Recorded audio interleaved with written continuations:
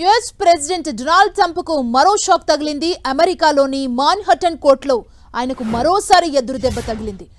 Trump కు టారిఫ్లు విధించే అధికారాలు లేవంటూ కోర్టు సంచలన వ్యాఖ్యలు చేసింది. అమెరికా లిబరేషన్ డే సందర్భంగా పలు దేశాలపై ట్రంప్ విధించిన టారిఫ్ల విషయంలో కోర్టు కీలక వ్యాఖ్యలు చేసింది. అత్యవసర పరిస్థితిలో మాత్రమే అధ్యక్షుడికి ఆర్థిక ఆంక్షలు విధించే అధికారం ఉంటుందని మాన్హటన్ కోర్టు తెలిపింది. దీంతో టారిఫ్ విషయంలో ట్రంప్ ప్రభుత్వానికి చుక్కెదురైనట్లయింది.